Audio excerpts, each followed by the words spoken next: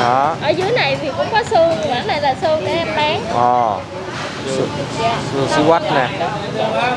Đông cho ngọt chút rồi mình bán hủ tiếu mì khô luôn á anh. Cái này bán lẻ không em? Dạ có chứ anh. Một cục giờ bao nhiêu?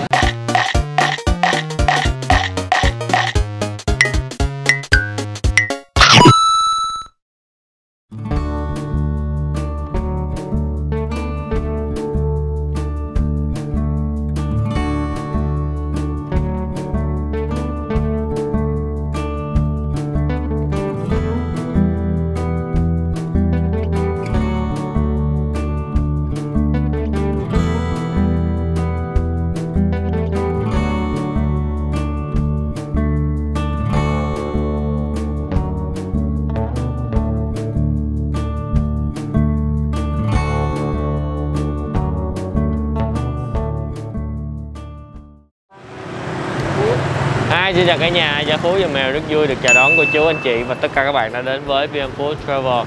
Thì những ngày gần đây Phú thấy có trên mạng có món là mì bò cay. Hôm bữa thì đọc comment cũng có bạn nói là mì bò cay.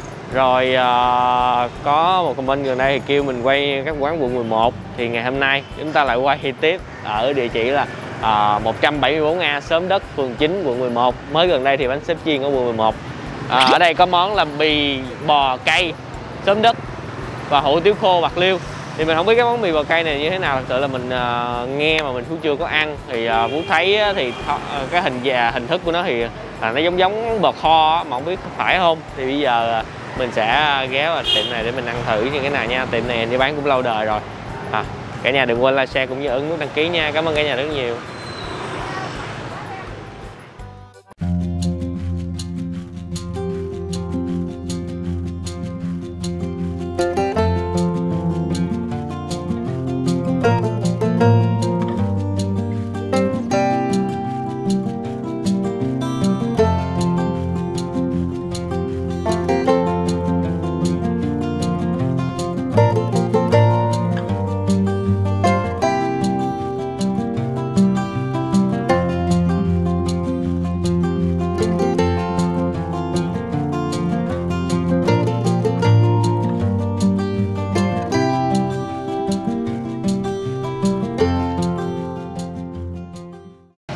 Đây nè cả nhà ơi, thì mì bò cay là 60.000, thập cẩm nước với khô là 50.000, riêng cái tôm cật là 55.000, mì Hoành Thánh là 55.000, nước là 10.000.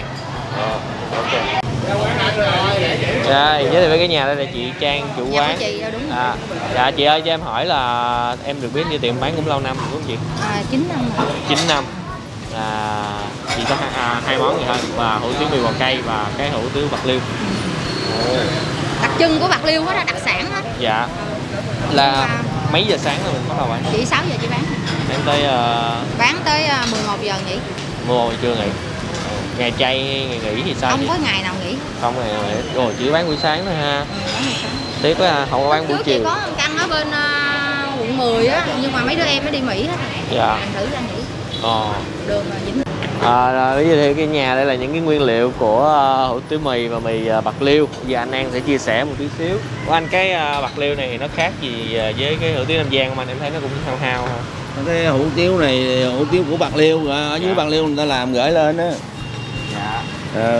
Các nguyên liệu này là của trong cái tô luôn. Cái này cũng cái tôm chiên, cái gia vị cũng ở dưới Bạc Liêu gửi lên luôn, những cái bột nó đều ở dưới Bạc Liêu gửi lên luôn.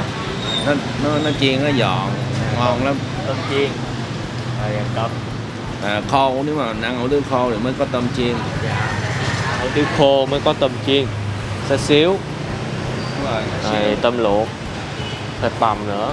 Đúng rồi. Ủa anh, em thấy là cái tô thập cẩm 55.000 là coi như là có đầy đủ hết mấy này luôn ha. Đúng rồi. Trời ơi, tỏi phi nữa. 55.000 có này hết. Wow nha em. Đây.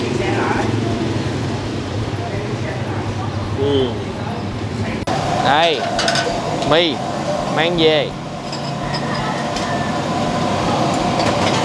Chú bên đây là sẽ trụng rồi đưa qua bên kia, bạn kia sẽ làm tô.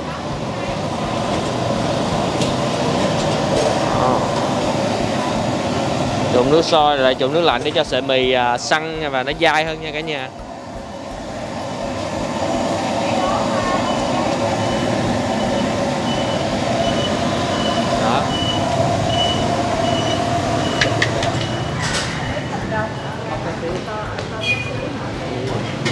đang làm là cái mì bò cay đúng không em?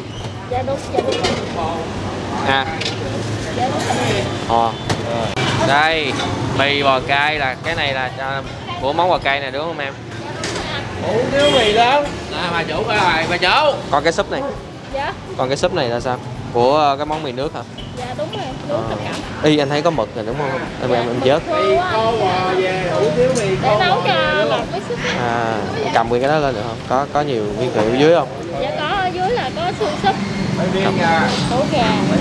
Để mình cầm lên được không? Dạ. Đó. Ở dưới này thì cũng có xương, mà cái này là xương để em bán. Dạ. Xương xí quách nè. Đông cho ngọt súp rồi, mình bán hủ tiếu mì khô luôn á anh. Cái này bán lẻ không em? Dạ có chứ anh. Một cục giờ bao nhiêu? Dạ một cục cục nhỏ thì 20, mà cục to to 2 cục thì 30, 35. Dạ tùy theo mình muốn ăn bao nhiêu. Ở đây nè. Cái này là gân cật đó anh. Gân cật và mực. Đó. Đúng rồi. Mình không dám tư dư gần. Đây bây giờ nhờ chị Trang chia sẻ chút xíu về món này. Chị cái món này là nó xuất xứ từ đâu chị? Em nhìn Bạc thấy Liêu em. Bạc Liêu hả chị? À, mì bò cay là của Bạc Liêu. Bạc Liêu, nhưng mà lên đây chị cũng cải cách lại theo cái khẩu vị của người Sài Gòn. Dạ. Thử ra ai ăn cũng dễ ăn hơn. Dạ. Em thấy nó giống bò kho hả chị? Nhưng mà ăn nó khác. Khác. Bò cay, nó cay, nó Dạ. thơm lắm. Dạ. Tại vì nếu theo Bạc Liêu thì ăn với bún thôi. Dạ. Còn ở đây chị phong phú hơn là ăn mì, hủ tiếu, bún gạo. Ồ. Có khô, có nước, cũng là hương vị Bạc Liêu hết á. Dạ. Nhưng mà mình cải biến nó lại một chút. Cái này là gân. Dạ đúng rồi, cầm 2 cái lên. Đó.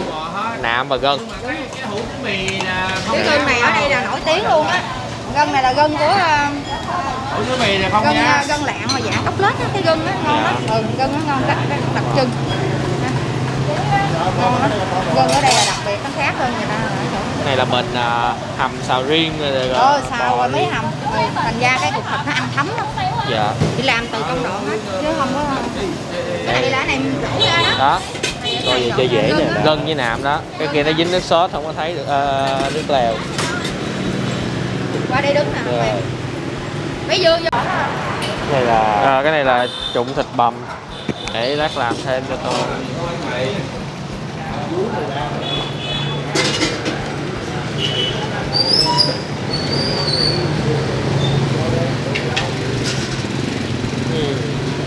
Rồi.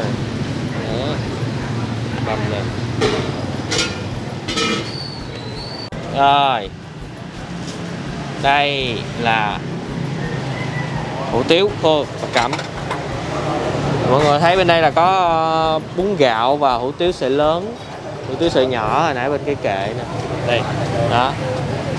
Như anh ấy chia sẻ là anh An chia sẻ là từ Bạc Liêu. Dạ tư tình. Bỏ vô à. Rồi. Xì dầu.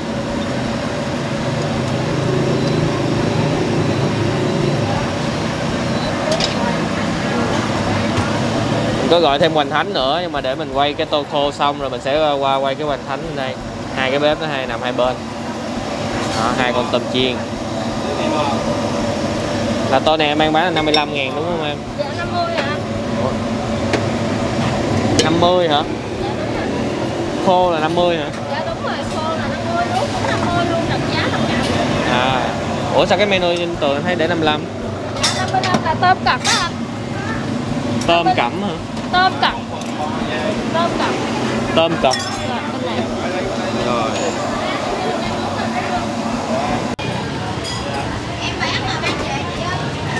Đây. Hoành thánh. Quay rồi. Dạ, ok. Hoành thánh riêng này là 40.000 cái nha. Hoành thánh.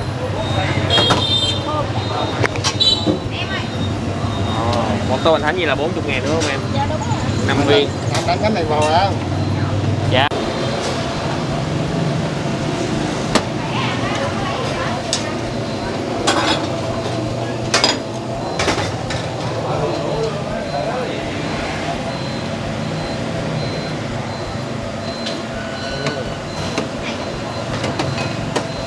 Đây là cái menu trên tường hồi nãy là bên đây là mình coi sai, cái menu bên đây mới đúng nè. Một lát hồi quay lại để mọi người. Mì bò cay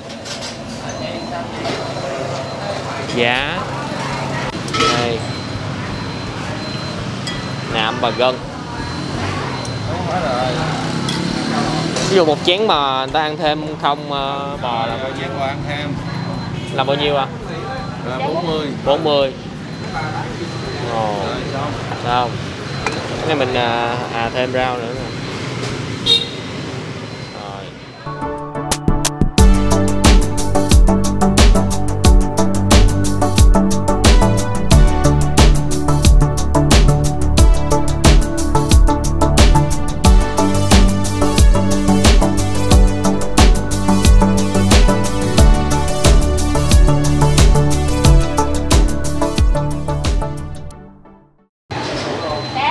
Ok, xong rồi cả nhà ơi, thì bây giờ mình chia sẻ lại ha. Cái giá thì hồi nãy là cái menu ở trên tường bên kia là bị lộn, in sai, thì bây giờ mình chia sẻ lại. Nói chung là tô mì bò cay ở đây là với giá là 60.000, còn cái tô này là 50.000 cho tô thập cẩm nước và khô. Riêng cái tôm cọp đó là 55.000.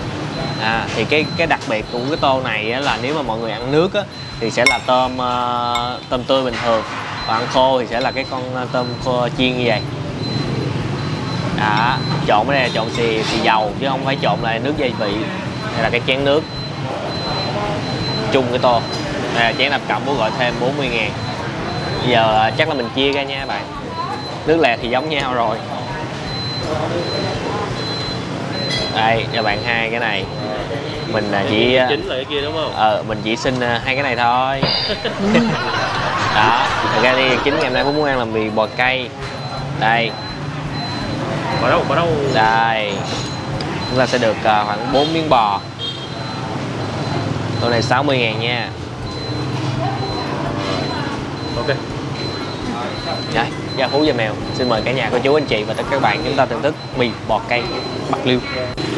Đây trên bàn thì chúng ta sẽ có tương đen, nước tương, nước mắm và một chai tương ớt. Thấy có vẻ là rất là xịn sò. Này xịt thêm thôi. Chứ thật ra là ăn với cái kia.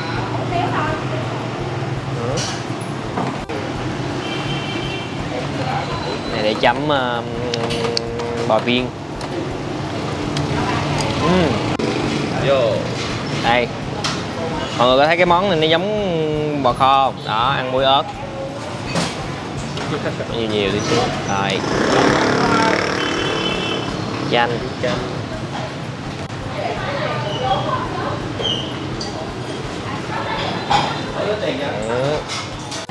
Rồi, từ từ. Bây giờ mình khoan ăn cái mì bò cay nha. Uống thử cái nước lè này trước nha. Cầm lên luôn được không? Nóng à? Ừ, nóng chứ. Nóng sao không nóng? Không hỏi luôn. Đây, nước lèo sẽ có mà trong mà có màu nâu vàng. Một phần là do bỏ những cái gia vị hành phi này nọ vô rồi. Wow.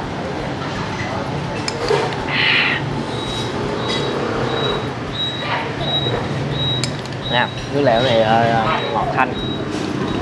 Mặn này phải đem thêm tương đen nọ vô thì nó mới ngon. Mình khai vị nhẹ nhẹ này.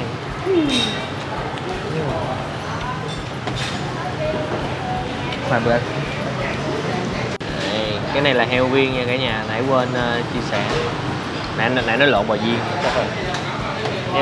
Heo viên.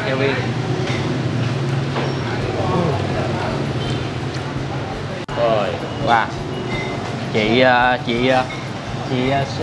xô cái tương ớt này gọi là tương ớt Bạc Liêu 30.000 chai hay gì? Đúng rồi. Ồ. Này để chấm không vậy thôi, gì có cần pha thêm gì? Em ăn cái này phải không? Cái này là để ăn với cái nào? Cái nào cũng được hết. Dạ. Em ăn với chấm với cái gì nữa em cho miếng sa tế vô. Dạ. Rồi. Nè, biến này có biến này. Không. Cái hậu nó có không? Sa tế tự làm dạ. luôn á, không có mua đâu. Ui, cay quá. Cay quá hả? Dạ, cái tương ớt này cay ghê. Trời, họ lấy chai về ăn nha. Này cây dở lắm á chị. Cái anh chị. Nhớ chai. Rồi. Nó giống Cay dở. cái cây này nó sẽ giống một tí xíu tương ớt Bắc nữa nha. Thì cái hậu nó sẽ có một tí xíu là đắng nhẹ, đắng thoảng nhanh qua luôn thôi. Và nếm từ từ nó cay hỗn lên liền luôn. Rồi. Rồi, qua bên đây tô mì. Đây nước. Nó sẽ sệt.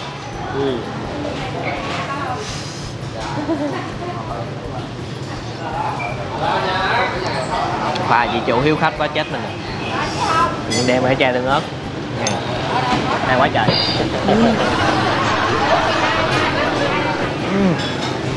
Wow. Cái nước này nó giống bò kho nhưng mà nó có hương vị thơm hơn nhiều.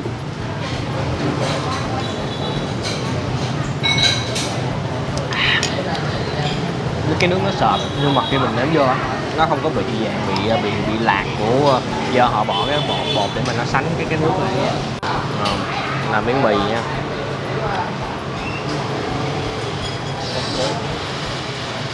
Nóng. Vừa nóng vừa cay luôn bạn ơi. Rồi. Đúng nghĩa mì bò cay luôn á. Ở đây ai là đạo cay thì để thử coi. Nước này đậm đà thơm phả luôn mà nó sẽ không có động cái vị ngọt lại nhiều, nó có vị ngọt mặn. Ở đây thì chúng ta sẽ có thể thấy là bò nạm và bò gân. Miếng bò nạm chứ nha. Cầm chứ đi.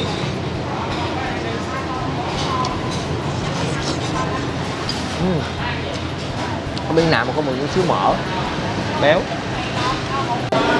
Bò hầm á, bò mềm nhưng mà nó vẫn còn cái độ không phải là mềm mà nó rời cái thịt ra, nó rời nhẹ và nó có một cái độ săn, vẫn còn cái độ săn của cái xớ thịt đó này.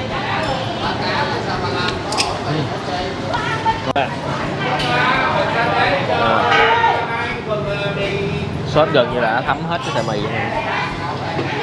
Nó bám lại, nó không có bị tuột cái nước sốt ra.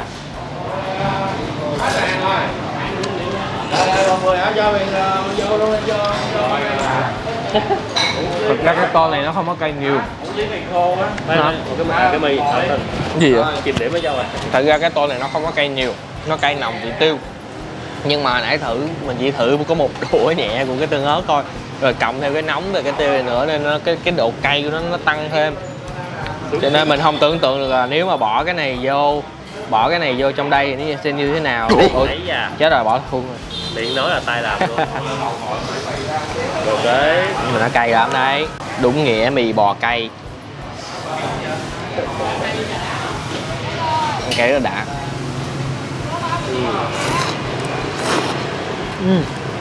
Quên nói sợi mì cứng ăn nó vẫn còn cái mùi thơm cứng đó kìa.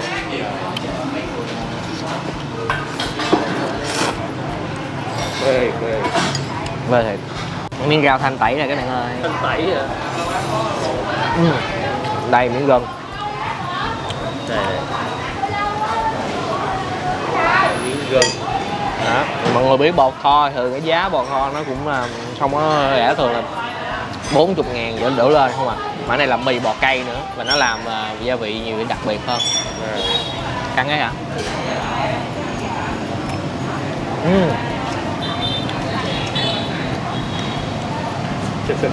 Sực nhẹ. Thật ra mình muốn chấm cái này nhưng mà mình ăn bò kho thì Phú cũng thích chấm với ớt hơn. Chấm tương ớt rồi. Ớt chanh. Giống bò kho nhưng không phải là bò kho nữa nha. Cái mùi nó thơm, nó có một cái mùi đặc trưng hơn.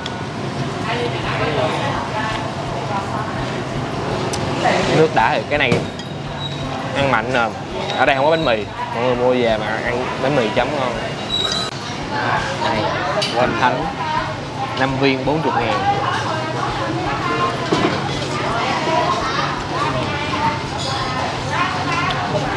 Cái phần viền bột này nè, đúng không?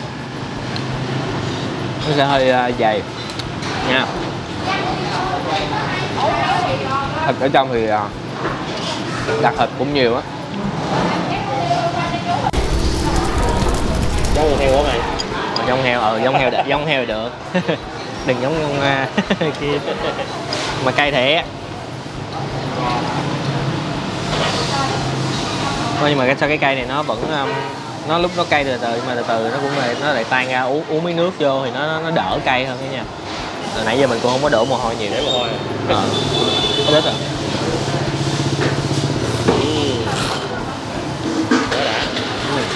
Rồi. Cách hình dung dễ nhất của tô này thì cái vị nó sẽ thiên về có độ ngọt hơn ha, ngọt thơm. Chấm này nha, chấm nhẹ bên bên này. Được luôn bạn ơi. Tại mì ăn không có bị bở.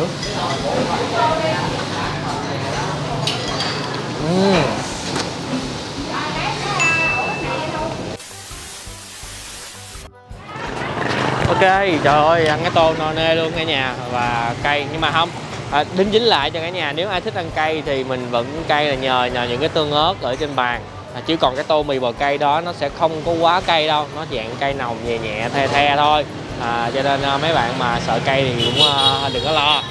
Rồi với cái giá tiền thì ở đây là khu Vườn Hoa thì nó sẽ hơi khá chán một tí xíu cho một cái tô mì bò cay 60.000 như vậy, nhưng mà thật sự là ăn vào thì nó cũng rất là chất lượng. Ai đã từng ăn ở địa chỉ này thì cho tụi mình bình luận ở dưới để mọi người tham khảo nha.